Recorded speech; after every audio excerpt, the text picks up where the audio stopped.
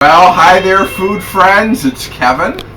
And I'm Ralph behind the camera. Hello, friends of food. Well, hello there, food friends, and welcome to Cavalcade of Food. And we are going to be doing some bread baking today. Back up here at the cottage. Yeah, we've been talking about this for a while. You know, we love to go to new bakeries and try their wares, and so many of them do breads. And there's a lot of great places to buy fresh homemade bread, but you know what? There's still nothing better than making it yourself. So we thought we would do that. Is it easy?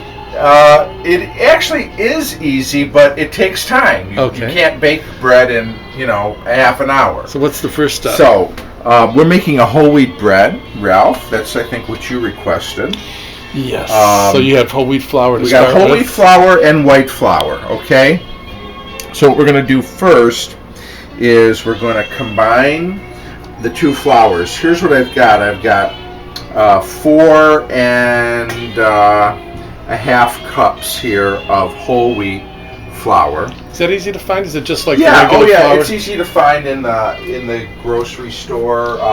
Just look in the flour aisle. It looks a little darker. So 4 1/2 cups, and then I've got 2 3/4 cups of just regular white flour. Okay, so we're going to put all those together. Now, could you do it with all just the whole wheat flour? Well, you could. It depends how dense you want the loaf to be. So the white flour will lighten it up a bit? Yeah, it will. You'll still get the nice kind of wheatiness of the whole wheat, but if you've noticed, sometimes in the store it'll say whole wheat bread, and then you'll see something that says 100% whole wheat bread. Well, that 100% whole wheat, that's all they use is the whole wheat flour. We certainly have done that, but I'm going to try to lighten it up a little bit. Okay, so I didn't sift the flour or anything, by the way. So, all right. So you just kind of hand mix it with the sifter thing, yes, or whatever you call it. This whisk. I'm just kind of exactly trying to whisk it all together, making sure that the two flours are nice and mixed. Mm-hmm. Then what I'm going to do is I'm going to come in and I'm going to take 2 1/2 cups of this flour mix. Okay, 2 1/2 cups to start with. Now, what do you call that when you kind of just jostle it? I'm just sort of scooping and shaking. So it's not really packed tight. So no, but and we're going to use all of this, so this half. Doesn't have to be exact. Okay. Okay, 2 1/2 cups. All right, of the flour mix. To that, I'm going to add 3 tablespoons of sugar. Okay. 3 tablespoons of sugar. 4 teaspoons of salt. Sugar and salt, okay. Okay, so we got that in there. And I'm going to add 2 packages of yeast. All right, so we're using the regular kind of active dry yeast here, and I'm going to use 2 packages. Is this to make a certain amount of bread? How many loaves do you think you'll get? A couple loaves. Couple loaves, okay. And always kind of when you're buying yeast, check your date, make sure it's fresh. Okay. Now what I'm going to do is I'm just going to kind of stir that around. We want to combine those dry ingredients. So a gentle mix. Yeah. Okay. That's good. That's all. Now let's come on over to the stove. And I'm going to put together here in the skillet, I've got 3/4 cup of milk. In a pan. In a saucepan. Yeah, I said skillet, didn't I? I'm sorry. 3/4 cup of milk. I've got 1.5 cups of water. Just room temp? Yep. Everything's at room temperature. I've got 1/3 cup of butter or margarine. Okay. We're going to put that in there. And then I've got 1/3 cup of molasses. Molasses? Yeah. We're going to put that in there. And what does that do? Well, one, it's going to give it a beautiful color. And molasses isn't sweet per se, but it'll deepen the flavor a little bit. So it's a dark molasses as opposed to a lighter? Well, actually, all molasses is dark. Because it's kind of like a form of burnt sugar, isn't it? Yeah. So what we want to do is we just want to warm this, okay? We don't want to bring it to a boil. We just want this to be warm. And if the fat, the margarine or butter, it isn't necessary that it melts all the way, okay? But we just want to make sure that this is all combined. Look how dark that's getting from the molasses as so it you kind stirs of in. want to keep stirring it, and we just want to bring it to warm say but not a boil. 110, 115 degrees, because this is going to go into the dry ingredient. Here's what happens. If your liquid's too hot, it'll kill the yeast. Because yeast is a living bacteria. Yeast is a living, beautiful thing, and we do not want to kill it by making this too hot. So, okay? So this is dark, or is it dark molasses? Or you said all molasses is dark? So All it's just molasses regular. is So it's dark. regular This is molasses. Molasses, Okay. This is unsulfured, what they call black strap. And But, it kind of looks like chocolate syrup. Could you use chocolate syrup? sure, you could use chocolate syrup. How it would taste, I don't know. All right, I'll get cleaned up here. We're gonna let that get warm, and then we'll come back. All right, so you know what? We're going to, Make this a little less messy. if possible. So you're pouring it into one of those measuring cups. Okay. Big one that has a lip on it. And then gradually pouring it into the flour. Yep. The So- flour mixture here. Once again, the liquid is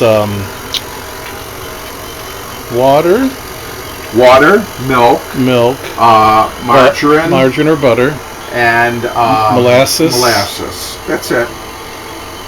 We're stirring this into our wheat and white flour mix, and yeast, and salt and sugar. Starting to get that nice smell of the combination of the chemistry of the yeast and the flour and the molasses. Yeah. Yeah, and folks might say, I think I recall you fellas making bread before on this program, and I think we did, but we've never made. It was a while ago. Just white, and we never made molasses wheat bread, so that's definitely different. Yeah, and what we made was really just a basic, kind of hearty white bread. And I was trying to encourage Kevin to get even crazier with this one, and we decided to keep it just kind of go in stages. But the next one we make is going to be cheese and onion bread. Yes, we're going to do a cheese onion bread, and we will do that. We're going to let this stir here for another minute, and then what we're going to do is we're going to take a half a cup. Start putting that back in. Right, so we're going to start with a half a cup of our flour mixture here, and let's put that in. Okay, now is it important to turn it off while you do that? Yeah, well, it prevents it from kind of flying splashing around. And let me get a spatula, because this is definitely one where you want to get the scrape. sides. Mm-hmm. So yeah, we may be doing bread now and then, but it's because bread is life. Yeah, bread is the staff of life. Yes, life is bread. Bread is good. It's a staple of almost every culture that I can think of. And by the way, I have to tell you that a couple of times, you make a couple loaves of bread, and maybe you keep one for yourself. Take a fresh, home-baked loaf of bread to a friend. Okay, maybe you're going over there for dinner, or maybe somebody's not feeling good, or anyways, nothing makes people smile, and nobody's gonna ever say no to a fresh loaf of homemade bread. Yeah. Believe me. Okay. We used to live down the street from the Wonder Bread factory in Detroit. Oh, I bet you got all those smells. I know it's not a good quality bread, but it was always great to smell the bread cooking in that factory when we were going to church. But I bet. Okay, so I'm just going to keep adding the flour mixture gradually, okay, into our wet batter here, and because we're looking to create as a nice sticky bread dough. So keep adding that, and it'll lighten it up, and it'll make it a consistency that you can then start to work with your hands? Yes. Okay. It will need to be kneaded. Need to be so kneaded. I'm going to just keep scraping and adding and mixing and then start over. Okay? Sounds like a Hallmark card. If you need to be kneaded. All right, we'll be back. So I got almost all the flour in. I saved a little bit of it for the kind of the kneading part. But boy, look how thick it's gotten. Very thick, and it's sticky. Okay, but that will kind of unstick when we knead. Is the molasses what's making it sticky, or just the wetness with It's the just flour? the flour and the. Do you remember? I don't know if when you were kids, sometimes my mom Made you would have make to eat paste. Play-Doh?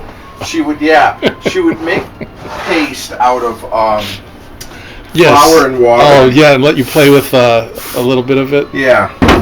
All right. So here's what I'm going to do. I'm going to put a. But I was thinking Play-Doh. It kind of reminds me of.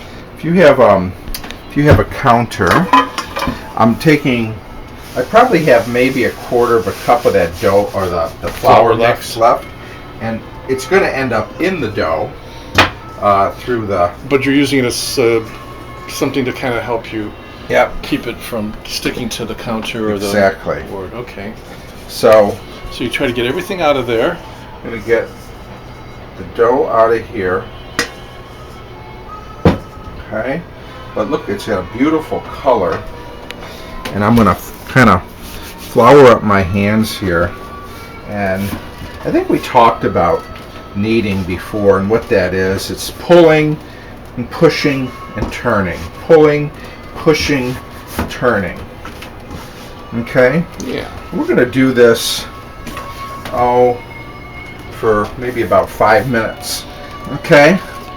You kind of get a workout. Yeah, you do get a workout. It actually feels good, but you see how I'm pushing in with the palm of my hand? Oh, pushing, pulling, turning. And don't worry, it's going to use up that flour. And that's all good. But we're How long do you do this for? About 5 minutes or so. What will happen is the flour, which started as very sticky, will turn kind of satiny and shiny, and it won't stick anymore. And that's just because there's a science thing going on here with the gluten in the flour, and I don't understand the whole process, but the consistency of the dough does change, and I'm sure some of our friends out there are probably avid bakers and might understand better kind of what goes on in the kneading process. But I'm going to keep at this for a few more minutes. And you're just talking about the results. And and then we're going to put our dough in a place where it can rise up. All right? Rise up to the challenge of being eaten by us. Okay, we are pretty much done. So you can see the difference in the consistency. Can't you see what we wanted to go from was smooth or sticky to kind of smooth and elastic. And we used up all the flour we had, and I need a little bit more, so I got this kind of this old-timey flour shaker here. So don't be afraid to get your... Yeah, you can just use some more white flour. Yeah, if you need it, okay. To prevent it from sticking. By the way, if you don't have one of these are so handy for making pie crust, dough.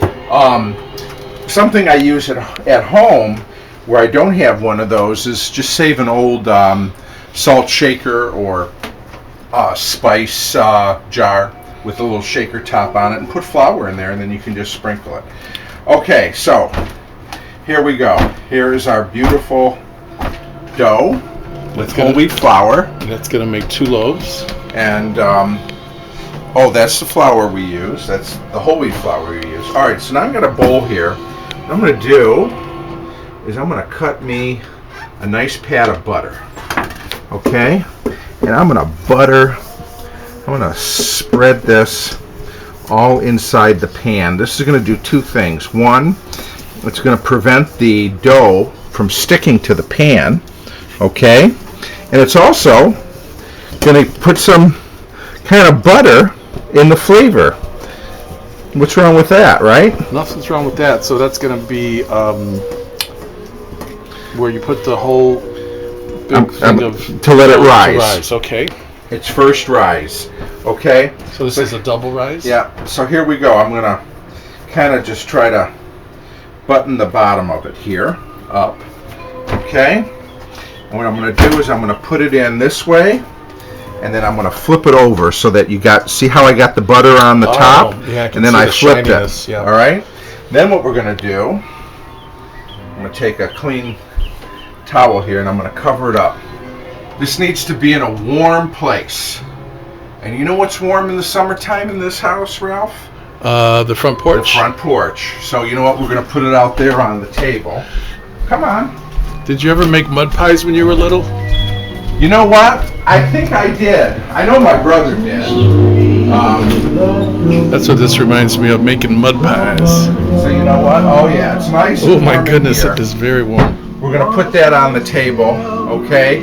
It'll probably take about 45 minutes or so, and then we'll come back and get ready for, we'll split the dough, put it in a couple of different loaf pans, let it rise again. Okay, so that's the second part. This is the first rise. It's been an hour. So on the hot porch we left it, and I can tell it's already. You can tell. Look at the little bump it's got. Oh. All right, let's take her back in the kitchen now. It's not too late to separate it? What? Oh no, because it's gonna actually go on another rise. So we're gonna bring it back out on the porch. That's Santo and Johnny in the background, kind of blasting. Like we love Santo and Johnny, yeah. Okay. So, shut that off. Trying to keep the kitchen cool today. So here it is. Isn't that something? Cool. All right. Now that's the yeast in action. I've got two just standard size loaf pans here, Ralph, and we're gonna give these a spray with some cooking spray. And so now what we're gonna do is kind of divide that dough and make our two loaves. Okay. Is this the cooking spray that has flour? No, it doesn't have flour, and you don't. It's not necessary for this. Okay. Oh, by the way, a lot of people, I get questions about. Means it's time to divide the dough, so we're right on schedule. People ask me about this measuring cup device that I used for things. You saw me use it for the molasses. Yes, good for liquids or it's great for peanut butter, sticky things, mayonnaise, goopy things, honey. Perfect. Sweet things. It's called the Wonder Cup, and you can see it goes up to 2 cups. I know, sounds like a bra or something. You said it, not me. The way you were pushing it against your chest. But it's really great. You can get them online, so they're very handy. Look at our beautiful dough. We're gonna push this down, okay? It really looks whole wheat already, doesn't it? We're going to kind of push this down, give it a little tease here, and then what I'm going to attempt to do is divide it evenly in half here. I'm just using one of these scrapers as a knife, and then we're going to make 2 loaves here. Okay, so let's shape this kind of into a loaf shape. So you don't need to really keep kneading it as much as just shaping it at this point? Mm-hmm. We've pressed it down. We've kind of pressed the air out of it, and it will, God willing, rise again. Let's put it in there, okay? Now we're going to do the same thing for this. Then what I'm going to do is we're going to take these pans back to the hot front porch. I'm going to cover it with the towel another hour. And they're going to rise. Then they will be ready to bake. Okay? So again, just, press down. I like to sort of tuck these little loose ends in here, and then kind of roll it into a nice loaf shape. Okay. How's that? That's good. And this is the kind of cooking and baking where you really get your hands into it, and it makes you feel like you're really you something. Become one with the loaf. So you know what? I'm going to walk these back out to the porch. like I said, cover them. We'll let them go another hour and come back, and then it's baking time. Okay, Ralph, I just brought these back from the porch. Look at that. Wow, you know, Okay. they already look baked. So that's their second rise. And they're not even haven't even Okay. been in the oven. So that's an hour. And I've got our 57 Frigidaire. From the last stove swap, cottage Exactly, stove and swap. we're enjoying it. We're getting to know each other a little bit. What do you like about these old stoves? Well, you know, people say, how did you get started collecting stoves? I wish sometimes I collected something like, you know, Matchbox cars or stamps. Me too. Something a little more portable, easier to Something move. that you could just put in a drawer. But anyways, you know, I think a lot has to do with the you know, growing up and remembering the stoves that my mom and grandmother had. But the other thing too is the style of these appliances. I just think so often are so beautiful and so well thought. And the other reality is that these many of these old appliances were really well built. This is American industrial craftsmanship right here. Like they don't make anymore. They don't make anymore. And And, I got to tell you, this stove is 59 years old, okay? That's older than you, Ralph. 59 years old, okay? So you know what? You go get yourself a stove down at your local Mega Box Smart, okay? And show it to me in 59 years, and let's see how it's doing, okay? This old girl is still going. All right. So, not to get too sidetracked, but you have the oven Preheated to 400 degrees, okay? We got a 400 degree oven here. And I'm putting these in, and they will go in for 25 to 30 minutes. Okay, we'll set our timer and come on back, and we'll take our beautiful molasses whole wheat bread out of the oven. You sure it's not going to explode? It already looks like it's It'll be puffed up. good. Okay, our timer went off. Shut the oven off here. And, oh, the house just smells. I know, it smells like a bakery. It smells so good. Well, I can't get over Look at that bread. It's just so, Okay. it's inflated. There it is. Now, is there some reason why one is seems more inflated? Does it have anything to do with the way you kneaded it? Is that the test? This should kind of sound hollow inside when you kind of tap the. Tap it, tap I don't know it. if they can hear it. Oh, yeah. Okay. You know why this one rose higher? I don't know. Maybe there was a little more dough in that. Maybe I didn't cut them quite equally in half, or I don't know. There could be a number of factors. But what I'm going to do is Say, hey, I'm a baker, not a scientist. get them out of these hot pans. So now you see. Remember, we greased the pan before we put the dough in. Now you know Look why. at that. Okay. So beautiful. Look. Isn't that nice? These are very hot. So what we're going to do is we're going to let them cool. And you can, you know, warm bread is good. Hot bread, Could you be a don't disaster. wanna mess with. Well, it just, you know what? It's hard to cut. It kind of crumbles and falls apart. Let it cool down enough so that the bread kind of its Holds structure together. sort of comes back together. So Yeah. well, a few hours have gone by now, and I see you put one in a bag. yes, this is the one that we didn't put butter on. Oh, okay. I put that in a storage bag, and you know, you can wrap this. This would be very good to freeze if you didn't have an immediate use for it. Again, you know, you could take this to anybody, and it'd be a great hit. Great gift.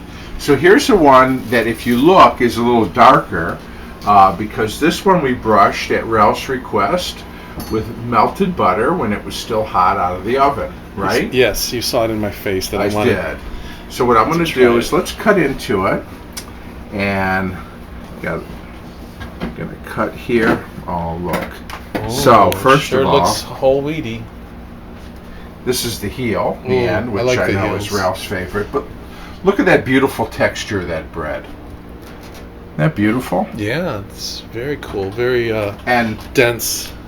you know, you get a little. You're smelling the butter actually that we brushed on it, that's Yeah. soaked in. But you're also getting the just the wheatiness and the wheatiness and a little bit of that molasses. So let's butter it up, as they say. Okay. Sure looks professional. Looks like real bread. So are you happy with it? Very. Well, folks love when we do the taste test. So we're doing the taste test after the bread has, as Kevin said, cooled down considerably. Weedy. It's got a firm texture, but it's not too chewy. Smooth. Now, This would be great toasted. I can just tell. You can tell. Be very good. Now, if you wanted to eat the bread warm, you know, like how long would it have to have sat before you could start? It would still be warm, Probably but not too warm. Almost an hour. Really? Yeah, Okay. 45 minutes. It depends on the heat of the kitchen. I like. Sometimes you go to restaurants and they bring you warm bread and you put your butter on it and it just melts. Well, they usually put that in a warming oven. Oh, okay. I mean, that's not something, you know, necessarily that it just... Right out of the oven. Right. Okay, so Anyways, whole wheat bread here it is. success. Whole wheat bread, 2 loaves. Between all the rising times and everything else, you know, start to finish and baking, you know, it's probably 3 to 3.5 hour prep time. But the nice thing about it is 2 of those hours are just rising time. So you know what? You can do other things while the dough is rising. Right. But I tell you, the payoff is, look at this. Definitely worth bread. it. Okay? So you know what? We had a great time making this wonderful whole wheat bread. Hope you had a great time being with us. And we turned the record player off, but just so you know, we were listening to Santo and Johnny, Love them. the the Ollies, The Ollies, Allies. Don Hope Presents. I'm not sure, but that was fun, and a little bit of the Harmonic Cats in the great. land of hi-fi. Thanks for managing the music. Thank you all for being a part of this one. We had a great time. And you know what? We'll see you next time right here on Cavalcade of Food. Bye, everybody. Bye-bye.